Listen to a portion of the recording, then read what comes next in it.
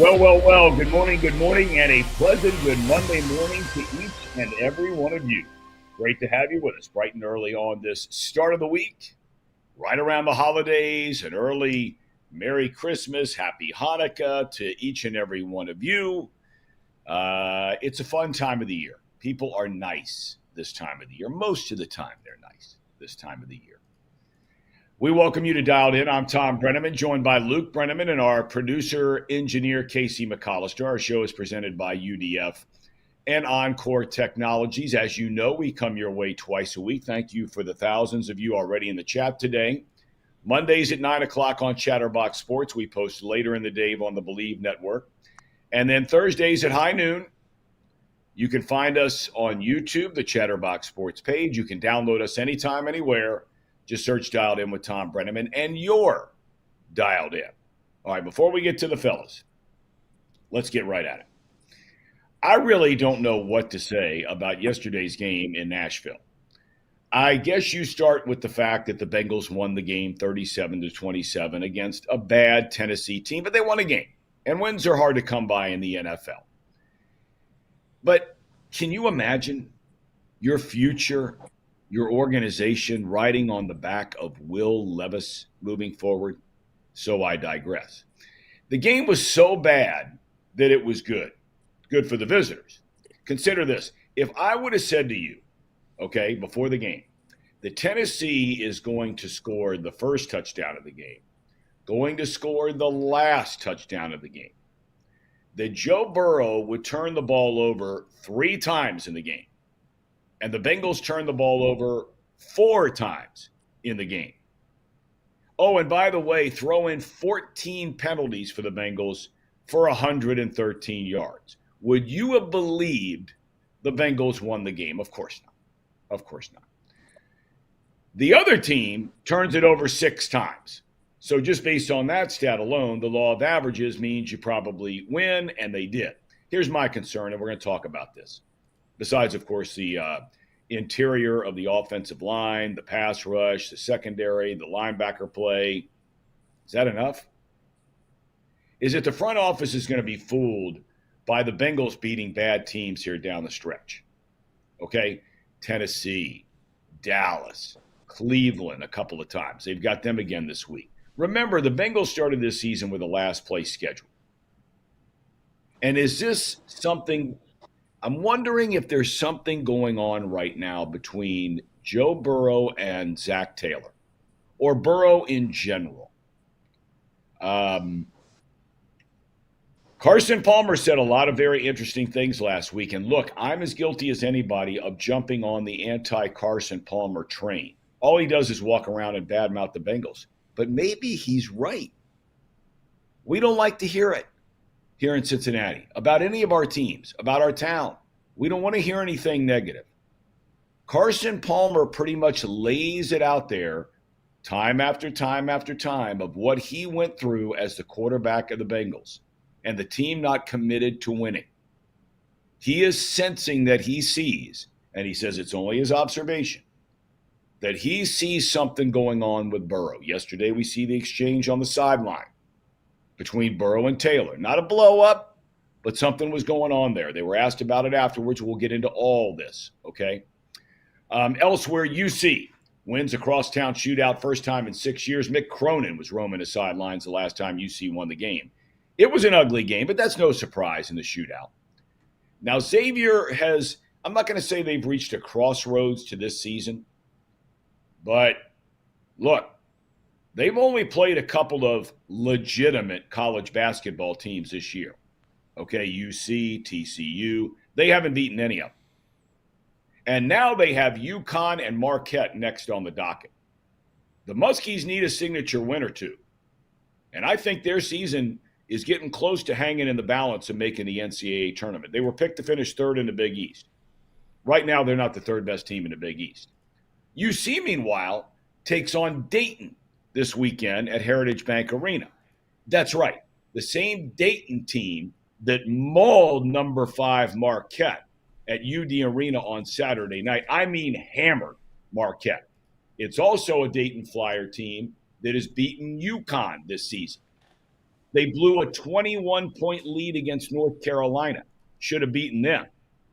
Heritage Bank Arena is going to be rocking because the UD fans are going to show up. And lastly, we'll get into this next week. The winter meetings ended over the weekend. And did the Reds even show up? Why did they even bother to go? We're close to Christmas, so yes, there's plenty of time. And yes, they hired Terry Francona. But Terry Francona doesn't hit. And Terry Francona doesn't prove the defense. We will chat about all of this and more. Luke Brenneman, good morning, my man. It's finals week. Are you ready to go for your finals at Indiana University? You're muted, Luke. You're muted, Luke. Luke is muted. Sorry. Good. I think that might explain how prepared for my finals are if I can't do a podcast with you on Monday morning. But no, I think I'm all right. Finals week here always kind of stinks because obviously it's finals week and then you got to turn around and go home after. But for the sake of the Indiana Hoosiers, we're going to South Bend for a college football playoff game on Friday night. So I'm really looking forward to that, but trying to kind of stay locked in, get that tunnel vision to pass these classes before winter break and the fun starts this weekend. So how many finals do you have? And you actually get out, though, midweek, right? I mean, you're coming back home, Wednesday night before you make your way up to Notre Dame to cover the game? Well, I'm not entirely sure if I'll come home first at this point, but I'm still figuring it out. Some of my friends are trying to buy tickets at the last second. I remember the last show that we did, we were talking about it being like a $1,300 get-in price, which it didn't make sense how expensive it was. But then when you kind of broke it all down, being an Indiana v. Indiana game, Notre Dame with how wealthy of an alumni they have, Indiana with how long-ranging and deep of an alumni, it kind of does make sense. Yeah. But the prices have dropped almost half. So it's around like $650, $700 to get in for one ticket, which is still absurd, but becoming at least a little bit more realistic if you really think it is a once-in-a-lifetime opportunity of a game from Indiana's perspective. And you're going to be working. We covered that. You've already got you sent me a picture of your official credential from the college football playoff. Are you going to be on the field or up in the booth for that game? Well, I think that the credential allows us to be on the field, but there's something interesting with the college football playoff is as a beat reporter, we'll all have different roles of like the network that like we work for or station, and there will be a writer, there will be a recap package, like the package you'll see on like the nightly news if you didn't catch the Bengals game last night. The college football playoff does fully ban any video on the sideline. So if we want to do stuff, we can obviously do stuff post-game and do video, but we won't really have that B-roll or actual live game footage to post in there. So I think a lot of it is going to be pre-game. We're going to be talking to Indiana fans, just kind of getting the feel around such a cool venue and just Hall of Fame tailgate culture and spot around Notre Dame Stadium. So college game day will be there. So there's just a lot more to like pick up surrounding the hype of the game. And then everyone and their brothers are going to actually watch the game. So I don't really think we're missing too much from a video perspective. I love the take here by A.J. Worst. He says, man, that's a lot of money to sit in an uncomfortable bleacher seat in South Bend, Indiana, when the temperature is going to be about 15 degrees. I'm with him. There's no way. Although, if a student, they work all summer or they work at school while they're there, if they can afford to spend that kind of money to go to the game, it is a once-in-a-lifetime thing. Your sister, our daughter, had it with TCU her second year when they go to the national championship game. That was really cool. She did not go. It was a lot of money, but it might be a once-in-a-lifetime thing. It might be an every-year thing with Signetti. I don't think anybody knows. Casey, good morning. I know you're in a much better mood today. You had a big holiday weekend. You're starting to celebrate early. And, of course, you and your bride are having a baby. So, you really got to be in the holiday spirit. But for a guy like you, make no mistake, it's all about the Bengals winning the game, which dictates your mood. Yeah, that's correct, Tom. Hey, chat, how's it going? It was a great Cincinnati weekend. Bearcats came out to play. Yep. They finally got a win over Xavier. I know Xavier's in Cincinnati, but that doesn't count. You have to have Cincinnati in your name for it to be a great Cincinnati weekend. So Bearcats did great. Bengals did great. Well, I guess they did great. They've got to win. So I'm in a good mood. The holiday spirit Christmas right around the corner. It's sneaking up for all of you that have not gotten Christmas presents. I'm still trying to buy some gifts. It's right around the corner. So that's my friendly reminder on this show. Go get your presents now. Don't wait till last second. Well, you know what? It's interesting you say that, because if you're going to get them, you better go get them in person, because the mail system is having all kinds of issues. So if you're planning on buying something for somebody and sending it to them and hoping that they make it for Christmas, unless you're paying like the overnight charge, which is, $30-40, whatever it is at this time of year, that 2-day thing, you're going to be lucky to make it. So if you go buy it in person and you can give it to them, great. But otherwise, man. All right, let's get to the Bengals. It had to be one of the worst games you could ever watch. And I think pretty much looking at Joe Burrow's face sitting on the sideline, which is now becoming borderline commonplace with this team. I mean, let's be honest about it. And this isn't bashing Burrow. I understand his frustration.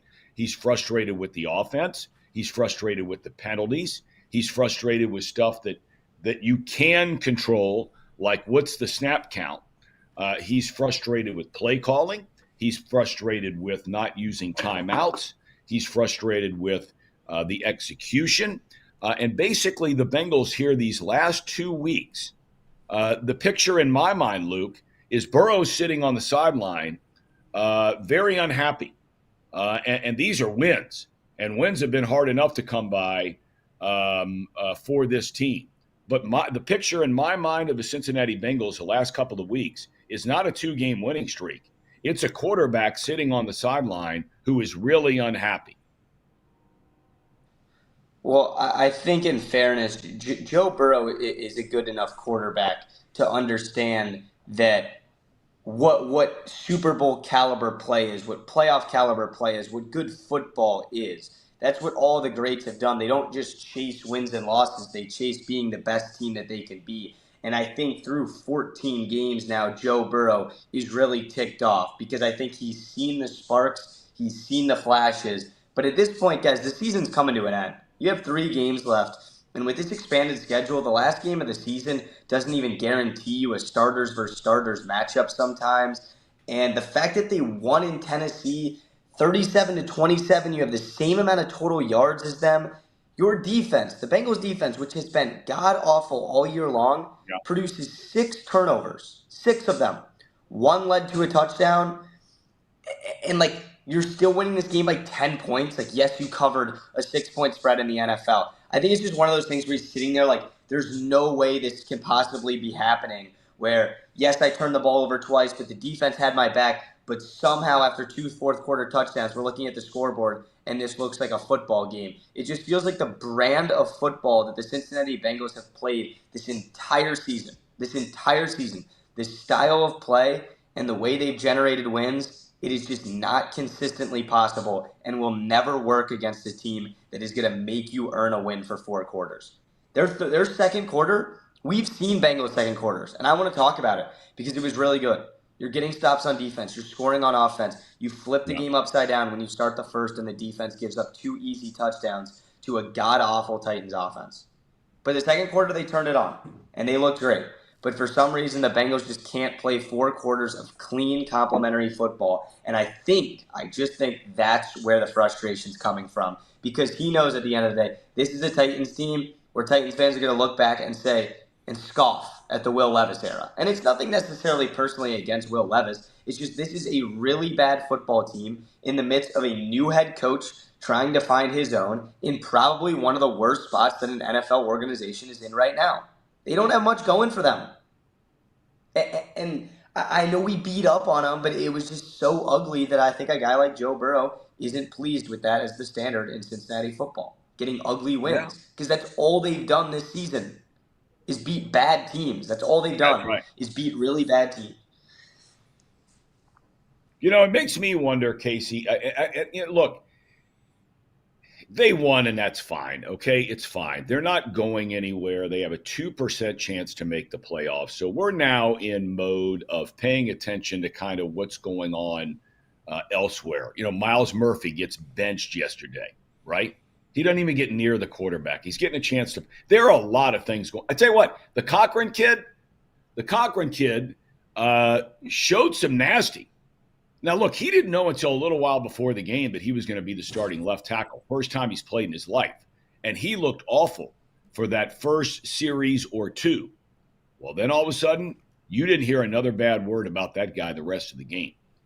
He's finishing blocks and grinding guys in the ground. He's showing some nasty, which we never see from the Bengals. We never see anybody that's nasty.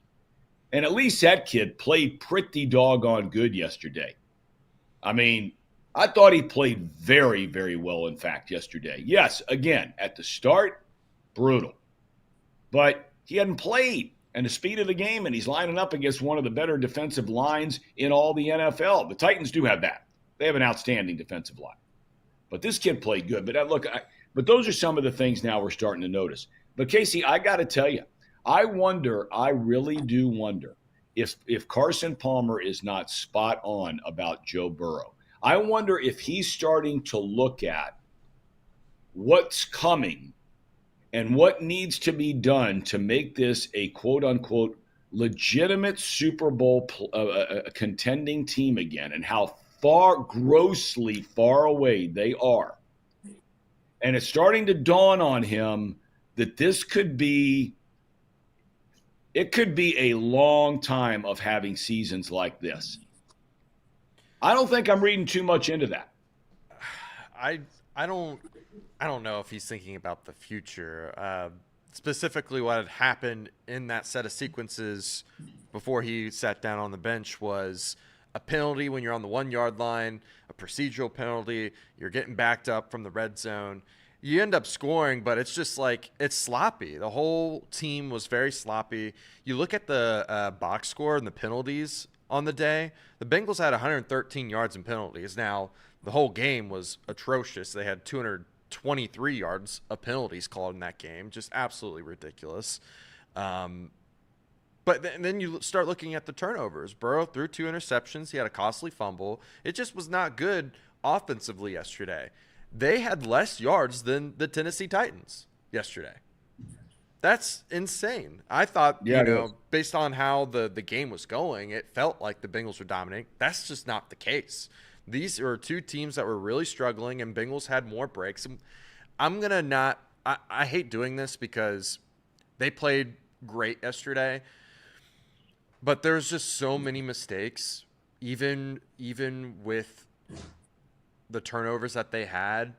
They were playing against Will Levis. He is one of the worst quarterbacks I've ever seen take a step on the field. And as soon as Mason Rudolph came in the game, Mason Rudolph went 21 of 26, 209 yards and 2 touchdowns, Thom. I mean, I've said to you before, I think Mason Rudolph ought to be starting for somebody. I mean, he went 3-1. You and I were talking before the show. He went 3-1 down the stretch when it mattered most for the Steelers last year. He played decent in the playoff game. The rest of his team stunk.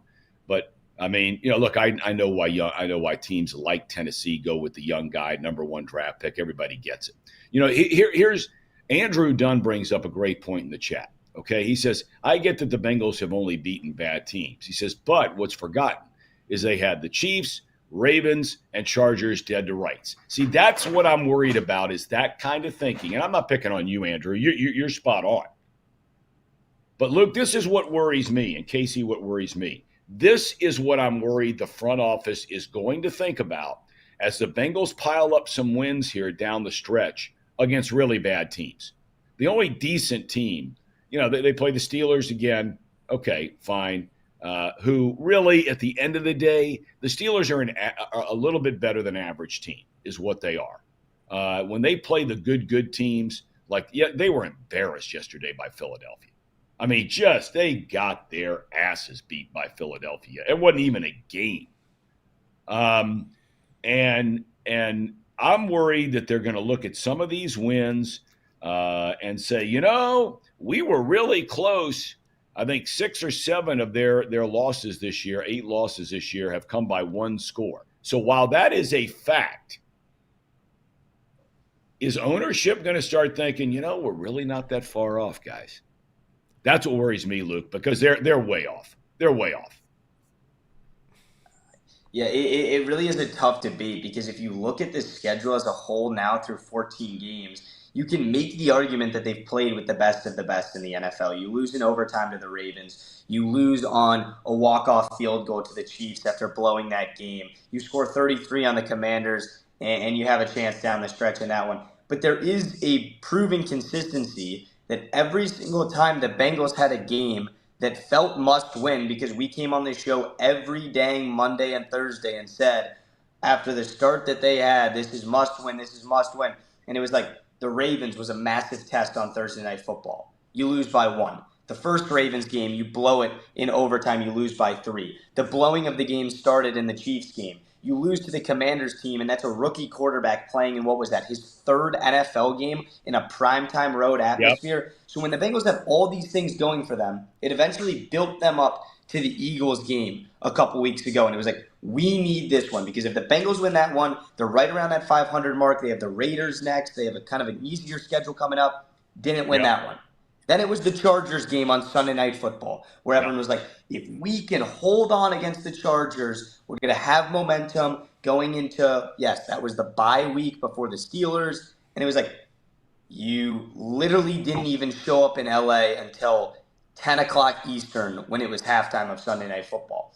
Then it was the Steelers game. Somehow we still have hope. So there is a consistency. If they don't win the games that they have, they don't win any of the games against good opponents. So whether it is by 1 point or 20 points, there's still a strict consistency that they don't have what it takes to beat a above average team in the National Football League. And if you can look at the entire season and say, I'm happy that we have a 7-point win against the Browns. I'm happy that we beat the New York Football Giants 17-7 in October. I'm happy that we somehow were a muffed punt away from beating the Dallas Cowboys, or should I say losing to the Dallas Cowboys in Cooper Rush on primetime. This is not a good Cincinnati football team. So even if they do win next week against the Browns, it's like I'm so optimistic because I'm a delusional fan that I'm still looking and rooting for the Bengals to make the postseason. But they still haven't given you any reason to say, oh, this team has gotten better, so they might deserve a playoff spot, because they just simply haven't. Well, look, I think we all agree with this, okay, is that, well, two things we all agree. I hope we agree on the first one. I'm not sure we do. I think there's a lot of people walking around who are fans who just want to see something that's not there. This is not a good team. They've got some really good players. They're capable of doing some really good things on offense, which we've seen at points in time this year. But as a team, the kicking game has stunk. It's been brutal. They have no return game. Whatever happened to Charlie Jones, by the way? I mean, is he even on the team anymore? And the kicking game has stunk. The punter's been good. The kicking game has stunk. The defense stinks. The offensive line, by and large, has stunk. This is not a good team. There are good players. But don't be fooled here. I mean, don't be fooled here. This is so far away from being a Super Bowl contending team. Having said all that, nobody wants to see the Bengals in the playoffs, meaning their opponents. Nobody wants to see them in it because of what they're capable of doing. They're capable of scoring 40 against anybody. And so nobody would want to play them. But at any rate, that's neither here nor there because we're not going to see them in the playoffs. It doesn't make any difference anyway. 2% chance. I mean, you got a better chance, not quite of winning the lottery, but it's not a heck of a lot different.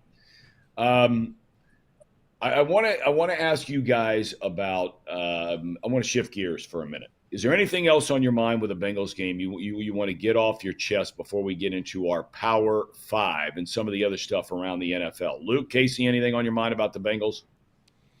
No, I don't think so. Luke, I'm good jumping into the league as a whole. Let's get away from. All right, let's get into the league. There were a couple things yesterday. Phenomenal, exciting game. If you like, coaches taking risk and aggressive play calling and all that kind of stuff. That game in Detroit was unbelievable yesterday. The Bills, boy, did they look good. Their defense, it was the first time in a while they've given up some points, but man, Josh Allen might finally have put it all together. He's always been a great player. Maybe he's gone now to superstar status. He's moving up there. The Lions are so beat up. I don't know how they're doing it, and I don't know how they're going to make it down the stretch. It's incredible how many players they have hurt, and yet they only have 2 losses on the entire year. Philly's red hot. They kill the Steelers. Denver looks good. Bengal fans were hoping that Denver would lose out, and they've got 3 tough games left on their schedule, including one against the Bengals. But that team looks pretty good, and give Bo Nix all the credit in the world, fellas. I mean, this guy's had a nice year. Yeah, Denver's just a football team that's found a way to win games, and I think that starts with the philosophy of what they base their team in. Is they grounded their team in one of the best defenses in the NFL. They suffered through, I'd say, 1 to 2 years of having a top 10 defense in the NFL. The fan base being up in arms, knowing what it takes to have that good of a defense, and they just didn't really have their quarterback, their head coach, and Sean Payton wasn't fully settled in yet. But we're starting to see a rebuild really work out in the NFL. And I saw a tweet saying that this next Broncos game that can clinch them a playoff spot has a feel of the biggest game in Denver since the Super Bowl, really, because they haven't been good. I think they're on an 8-year playoff drought there. That is a really good crowd. That's a really tough place to play. So I think for the sake of their organization, their long-term picture worked out. That's going to have to be something that the Bengals do, but it's almost the opposite perspective because Denver drafted a 23, 24-year-old quarterback in Bo Nix and said, we want an older guy that we can throw into this system and really make it work out. And I think Bo Nix is well on his way to an Offensive Rookie of the Year award because he is absolutely balling out right now. And that, like realistically, we don't want them to because we want them to lose out, but they're going to find a way to play in the playoffs, whether that's beating the Bengals in 2 weeks from now or getting a win over the Chargers next Sunday. So I think their whole plan has worked out. For the Bengals, it's the complete opposite approach of you already have the $100 million quarterback in Joe Burrow. What are you going to do to somehow allocate the funds and figure out the pieces that are going to go around him? Because normally the hardest part is finding a franchise quarterback. It really is, and I'm really happy for Nix because I mean you talk about cutthroat business now. When you're the quarterback of a school in the SEC. No matter what you do, it's never going to be good enough unless you win national championships, and that's just a fact. That's just the state of mind at some of those schools down there. And his Auburn teams were never good enough, and he took most of the heat for it. He transfers, has a great year at Oregon, and now here he is winning games. I want to say one thing that I ask the question all the time: do coaches make a difference? And you get so many people out there, it really doesn't matter. Well, I'm looking at some teams this year, and I'm saying to myself, okay, well, is their talent better than the Bengals? Harbaugh walks in the door, the Chargers are going to go to the postseason. Out in Denver, they're probably going to go to the playoffs. Mike Tomlin, again this year, has led a team to the playoffs. Again, he will not have a losing season. He's never had a losing season. Even with the Kenny Pickett's and the Mason Rudolphs, name me one guy they've had there since Ben Roethlisberger at quarterback. Name me one guy. Forget a guy like Burrow. And yet they go to the playoffs every single year, or at least have a winning season. And they're going again this year. They're in first place in the division. Casey, the Steelers. And yet we continue to settle in this great town, my favorite city in the United States of America. We continue to settle for absolute mediocrity when it comes to all of our sports teams in this town just because we're nice people. Not to rebuttal the Steelers' point, but they've been a one-and-done team in the playoffs when they do make it, and it's starting to trend that way. Wait a minute. Has Mike Tomlin won a Super Bowl? Has he won a Super Bowl? And I don't know, 10, Okay, I 12 understand, years but I'm ago. saying Like, the Steelers as an organization, this is a broader point than just time. As an organization, they have won multiple Super Bowls.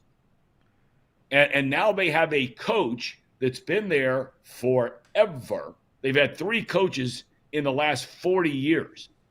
They have a coach that's never had a losing season with Kenny Pickett at quarterback. So go ahead. I don't mean to interrupt you, but I mean, come on. Throwing Tomlin in front of the bus, so to speak, because his Super Bowl came 1,000 years ago, or being a one-and-done team. The Bengals go sometimes 8, 10, 12, 15 years without even making the playoffs, and then they go another 5 or 6 years where they get in and they don't win a game. And we're settling for that around here. well, I don't know if anyone here is settling for anything. I think we've been up in arms about the organization and their practices for a very long time, including on this show. And we talk about it just about every show, how they need to get better and they need to learn how to be a modern organization, a modern franchise, and they haven't gotten there yet. They're making small progress, small baby steps here and there. This year, they might have taken a step back a little bit, but in terms of might have taken a step back. Wait a minute. Might have taken a step back. They have taken a step back. Okay. Because of that, though, I mean, I think that we're able to not get blinded by the mediocrity success and kind of fall in this limbo like we did with the Marvin Lewis era. And it's very similar to what Mike Tomlin has done for the last 10 years. It's very similar. I mean, they've just kind of been a one-and-done team, a 9-8 team, very good success in the regular season, but then just kind of falter in the playoffs. And that gets tiresome too. That gets a little old at some point. And I'm not here to completely bash on the Steelers, but last night didn't look great. I know it's against one of the best teams in the NFL right now, in the Eagles. I mean, man, they look like a team that they look better than maybe their Super Bowl team. I mean, their offense looks very productive. Yeah. That defense is kind of just like, instead of being this boom or bust defense like they did in the Super Bowl, they have this like just solid floor and guys that just play. I mean, their rookies are fantastic. Secondary is fantastic. They're mean, tough. I love the Eagles right now, despite what the whole noise with A.J. Brown and Jalen Hurts, whatever that outside of football conversation, whatever that is all about. But in terms of the Bengals in settling for mediocrity, I don't think any fan is settling for what the Bengals have shown them this year. They have to get it right this season, and I think that they will. I think that they will make strides, or they will make moves that we will agree with during the season or the off season, and that they will be moving towards the right direction. I don't think that they're going to just sit on their hands. I don't know what in the name. You're such a young man. You're in your 20s, Casey. I don't know what would lead you to ever believe, just based on the back of a bubblegum card, that that's going to happen. I mean, this organization's been around since 1968, and they never won a Super Bowl. I mean, they've never won a Super Bowl. I'm telling you, Joe. Look. I'm not some body language guy as far as an expert is concerned, but Burrow is sensing something going around that franchise right now, and he doesn't like it. He's doing stuff the last couple of weeks that we have never seen him do before, talking about who should come back, talking about bringing players back. He's sitting on the sidelines sulking and upset. He's having some words with his coach. And don't think for a second all those guys don't know that that's going to be on television. There are television cameras everywhere in a football game. Okay? And Zach Taylor knows it, that when he's having that conversation there with Burrow, that is going to be on television. And everybody's going to see it, and they're going to be asked about it in the post-game press conference, period. Burrow gave more answers to it than Taylor did. All right, let's get to our Power Five. After watching what we watched over the weekend, Luke, let's begin with you. Who are your Power Five in the National Football League? My Power Five starts with Buffalo at number one. I think that the Bills are easily the best team in football. They proved that yesterday in the game of the year from a scoring perspective on the road in Detroit. Josh Allen, guys, he doesn't have the big one, and he's had a couple different cracks at the big one. But this year might just be the year for this guy because he would not be denied yesterday. I mean, to run for a touchdown, to throw for a couple more, to throw for over 350 yards, to run for above 80 yards on the ground. I mean, this guy is really the MVP of the National Football League. And nobody talked about him for the first half of the season. I think there was a ton of Buffalo Bills haters out there going into a division that looked to be like a complete gauntlet. People were choosing the Jets in that division. The Jets were the betting favorite in that division. And Buffalo has shut everyone up and picked up massive win after massive win. So I got to give credit to Buffalo. I think Philly deserves the 2 spot. The style of football that they play, if you've watched them all year long, they're getting better every week because they're still kind of a newer team that added pieces in the offseason.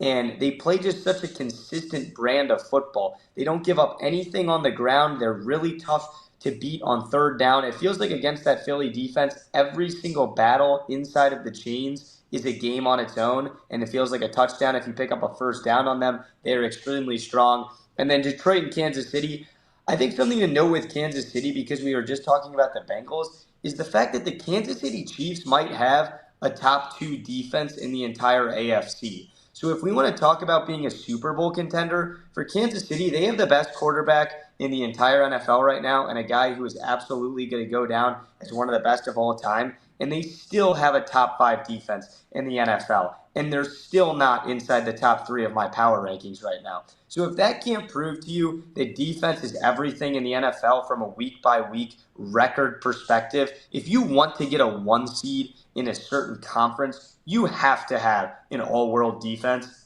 And then I have the Ravens at 5. I'm not particularly sold on the Ravens. I just think that they have so much upside because their defense hasn't looked good this year. And Baltimore's defense is typically really good, and we know they're well coached. So I would probably lean throwing the Packers in as my 5th best team after another dominant win in primetime on the road last night in a tough place to play in Seattle.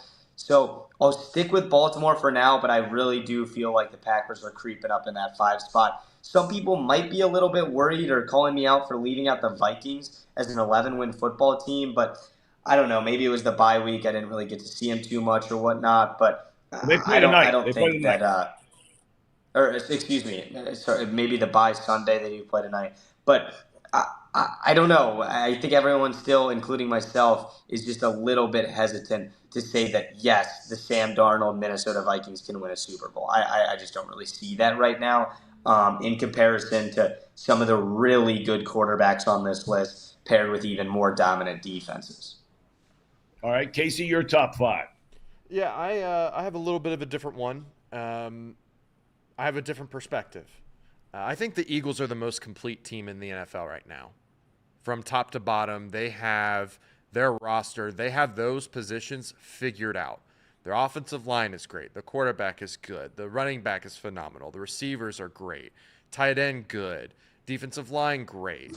Linebackers, good. Safety, corners, they're all good. They're all very, very good, where other rosters have holes, but maybe they have better stars at different positions. I have Buffalo at number 2. Josh Allen, he's phenomenal. I don't know if I think Lamar deserves MVP again, just based off the statistics. But man, Josh Allen, he's been leading his team to more and more victories, 40-plus point victories against other teams that are putting up 40-plus points. Yeah, that's pretty damn good. The Lions at number 3. I mean, they're 12-2. I think they lost to the second best team in the NFL. I'm not going to overreact and take them down further. I know that they've got a ton of injuries, and they lost even more starters to that defense. I don't think they have a single starter since the beginning of the season on that defense anymore. But the coaching staff just seems to put those guys in positions to make plays, and the offense is just so phenomenal. I really like Detroit sitting at number 3. Kansas City at number 4. I mean, they're Kansas City. Until they somehow fall off a cliff or Mahomes isn't there anymore, I will not be adjusting where they sit at anywhere near the bottom of the league or anything like that. So Minnesota, I have them at 5. 5 was an interesting one. You could have put the Packers there. Could have put, I don't know, the Ravens. But there's something about the Vikings defense I really, really like. The offense for the Vikings is very just meticulous. There's been a couple stinkers from Sam Darnold, but they're still 11-2 right now. They're going to probably be somewhere at 12-2. They still have a chance to win their division. I think if they win tonight, that they aren't going to have first place, but they'll have a chance for first place because they'll be able to play the Packers again. So that's going to be an interesting matchup. That's my top 5, though, Tom. What about you? What are you thinking? Well, I mean, I think we all agree by and large on the top 4. I think it's safe to say that you watch what's going on in the league right now, and the best 4 teams clearly, and you can jumble them up a little bit: Buffalo, Eagles, Lions, Chiefs. I always try to think. Look, I have a very bad feeling that this is going to end very ugly for the Lions. They lose another defensive tackle and 2 more cornerbacks for the year again, with injuries yesterday. And they're already down, as you mentioned, Kay. I just sure hope it doesn't, because it's been such a great story. But they're still scoring some points, but I have a bad feeling it's not going to end well in Detroit after a great regular season. I always ask myself, when I start getting down to a 15, and there are a whole bunch of them you guys have mentioned, I ask myself, if they all played, who would win? Right? I think Baltimore would beat Pittsburgh. I think Baltimore would beat Minnesota. I think Baltimore would beat Green Bay. I think Baltimore would beat fill in the blank, whoever you want.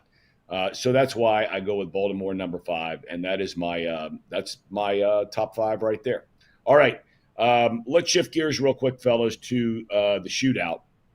We're not going to have time to get to the Reds today because that's a much more in-depth conversation. But I just would like to say about the Reds, they, don't misunderstand. They have plenty of time to do some things, and I really believe that Nick Kroll does a good job. I think the guy knows what he's doing.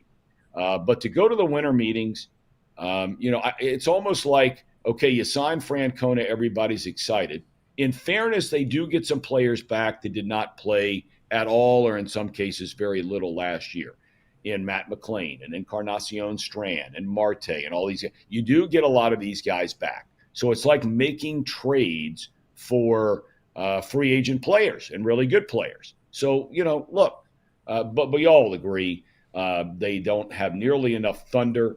They don't have nearly enough good outfield play.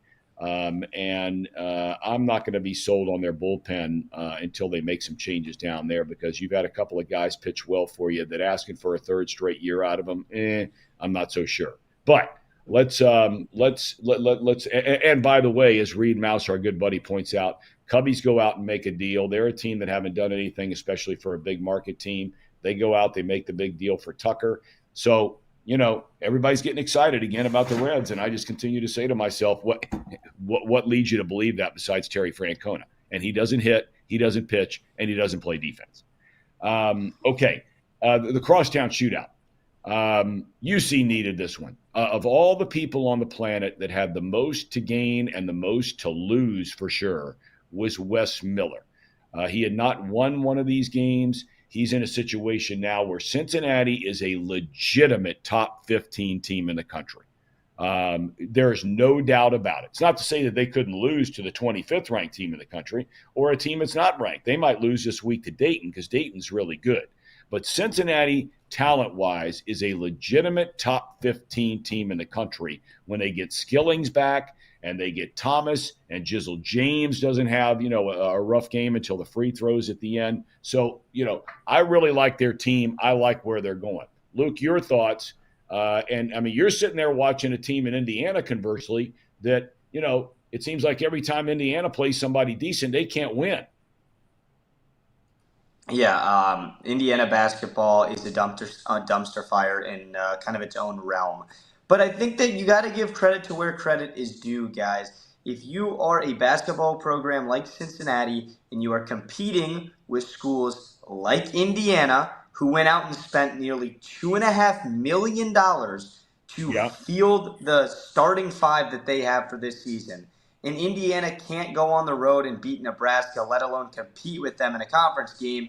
It does make you pretty happy if you're a Cincinnati fan in what the school as a whole, as a basketball organization, because that's what these college teams are kind of turning into, and especially Wes Miller have done. It was a rebuild. They recruited well. He kept grinding. They had some really tough losses. It felt like, especially last year when they were right there, if they could have closed out Iowa State, they could have hung in there in the final couple seconds with Kansas. They were just looking for that win, and it's starting to feel like that preseason AP top 25 ranking. You get it. They're going to work their way back into the top 25 in the next couple weeks. I think that this is the year where you're like, hey, UC basketball is really starting to get it going with Wes Miller. I think they're going to keep recruiting well because we know he's really good at that. And for some reason, schools, they can be basketball schools, and I hope UC makes a return to being one because they didn't look good in the Crosstown shootout at all. So I don't want to credit them there. I thought it was a really ugly game. They were 8.5-point favorites, and Zach Fremantle got a wide open look to send the game to overtime. And I don't think both teams played well. But there's the aspect of a rivalry game when it's so physical and there's so many people there, and there's the freaking alumni in the locker room at halftime giving a speech. I mean, a win is a win, and you get out of there and you run. And I loved Wes Miller's comments when in the postgame presser he said something like, I love this city. I love coaching this basketball team. And if I can't win this game, I fear getting run out of town. So that's all I care about is the fact that I'm still here. Guys, I look at that and I say, I want to play for that guy. I want that guy to represent my city in Cincinnati. And I think he's going to keep doing a hell of a job because he is not done yet. That's the thing about Wes Miller. He is not going to settle for an NCAA tournament berth. It might start with an NCAA tournament berth because that's what they're still looking for. But this guy knows ball, and he's doing a really good job. And I think winning the Crosstown shootout, although they are the better team, is a really, really strong start for Cincinnati basketball. Look, that's right. And look, they've had to patch it together here without their best player. And make no mistake, Skillings is – I mean, if I had to have a crunch time, even though he didn't make a shot from the field, I got to have one guy on the team to take it to the rack for me and try to win a game. I'm taking Jizzle James. But arguably their best all-around player has basically not played the entire year. And he's just getting back into the groove of things, getting healthy again in Skillings. They've all had to figure out playing without him. So there are probably some games you could say you watched them play this year and you're like, well, what's so good about them? And you'd be right. You'd be right. And I think that he would agree with that. But UC is without a doubt. They are a tournament team this year.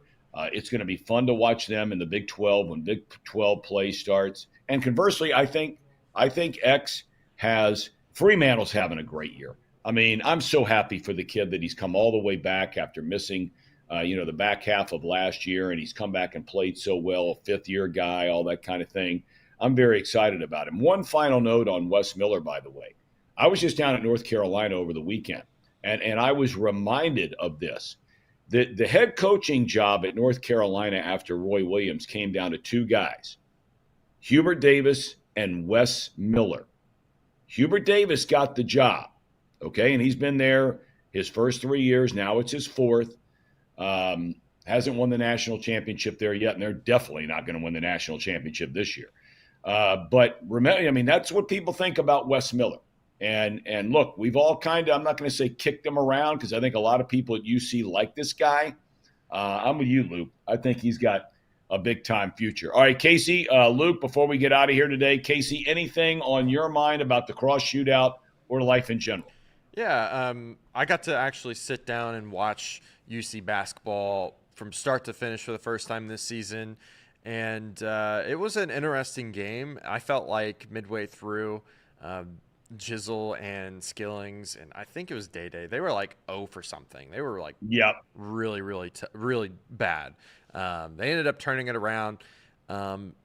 The game would not be so close if they could just be a little bit better at free throws. That's really all it boils down to. And I know Elliot has, and layups. Yeah, Elliot has bashed that point since the beginning, maybe even since last year. This Wes Miller team has just not been a very good free throw shooting team.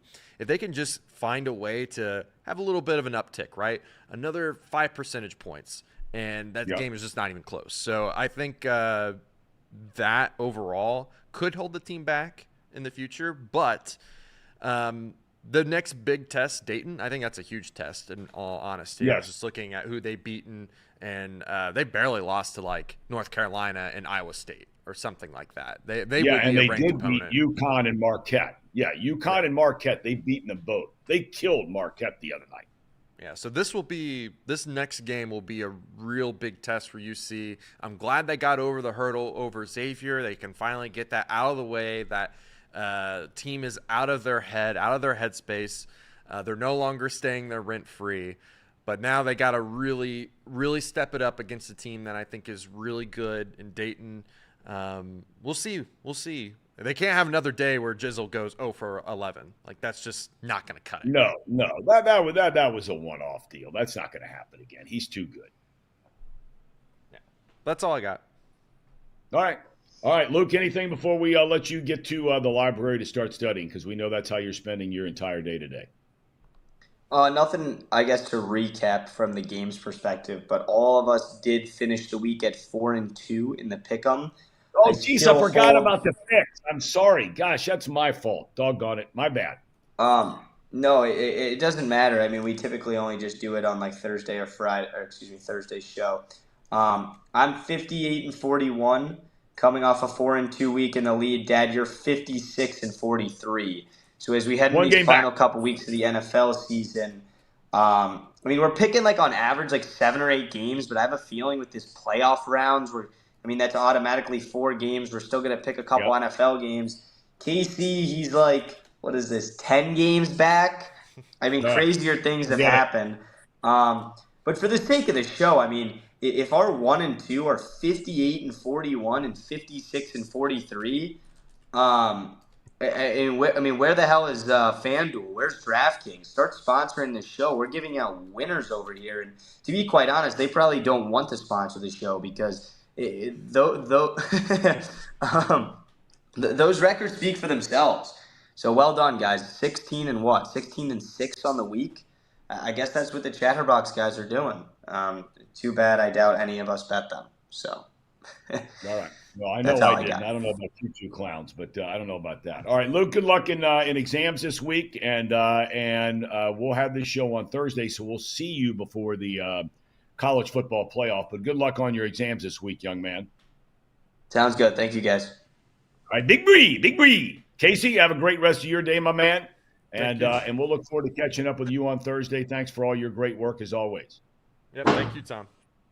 All right, buddy. All right, hope all of you have enjoyed it.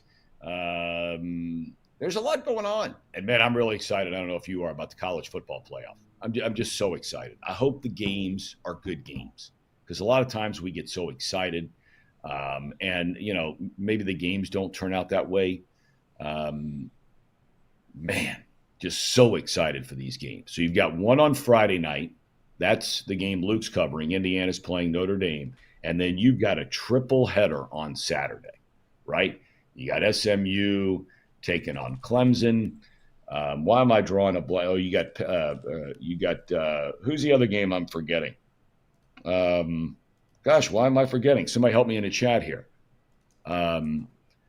Anyway, and then you got Ohio State and Tennessee at night. I can't believe Penn State plays SMU. Nobody's helping me in the chat here. Texas, Clemson. Penn State. Texas, Clemson. Thank you. Texas, Clemson. Okay. So it's going to be great on Saturday, a triple header. It's going to be a lot of fun. Very excited about all of us. Thank you, AJ. Thank you very much. And thank all of you for joining us. We're excited. We'll see you Thursday at noon. Have a great week, an early Merry Christmas. Be safe out there. Be nice and kind out there. And we'll see you on Thursday on Dialed In with Tom Brenneman. Coming up next, Off the Bench. Here we go.